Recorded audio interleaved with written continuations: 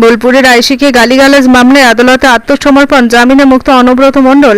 বীরভূম জেলা তৃণমূল কোর কমিটির আহ্বায়ক অনুব্রত মণ্ডল আবারও শিরোনামে। বোলপুর থানার আইসি লিটন হালদারকে কদর্য ভাষায় আক্রমণ করার অভিযোগে সোমবার তিনি আত্মসমর্পণ করেন বোলপুর মহকুমা আদালতে। এই ঘটনাকে কেন্দ্র করে রাজ্য রাজনীতিতে ইতিমধ্যেই তোলপাড় পড়েছে।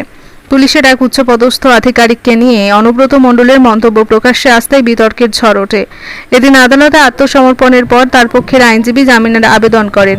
আইনজীবী জানান, অনুব্রত মণ্ডল আদালতে আত্মসমর্পণ করেছিলেন এবং বিচারক তাকে 1000 টাকার ব্যক্তিগত বন্ডে জামিন মঞ্জুর করেন।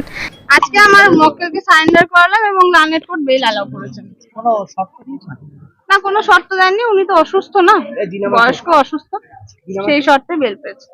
আদালতের কাছে আবেদন কি ছিল ম্যাডাম?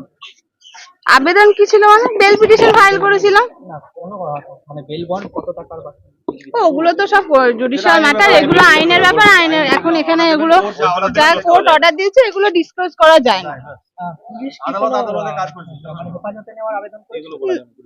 এগুলো জুডিশিয়াল ম্যাটার, আমরা সারেন্ডার করে বেল পেয়েছি। ঠিক আছে, জুডিশিয়াল ম্যাটারে এগুলো এভাবে ডিসক্লোজ করা যায় না পাবলিকের কাছে। অনুব্রত মণ্ডল তো? হ্যাঁ, আমার একদম অনুব্রত মণ্ডল, উনি সারেন্ডার করে বেল পেয়েছেন। এর ফলে আপাতত তিনি মুক্ত হলেও মামলাটি ঘিরে রাজনৈতিক অঙ্গনে নতুন করে আলোড়ন শুরু হয়েছে। রাজনৈতিক মহলের একাংশের মতে অনুব্রত মণ্ডলকে ঘিরে প্রতিটি মামলা ও বিতর্ক রাজনীতিতে নতুন সমীকরণ তৈরি করছে।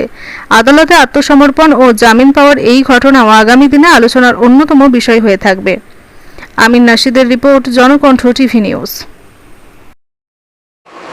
আপনার জেলার নিয়মিত সংবাদ আপডেট পেতে জনকণ্ঠ টিভি নিউজের ফলো বোতামে ক্লিক করুন।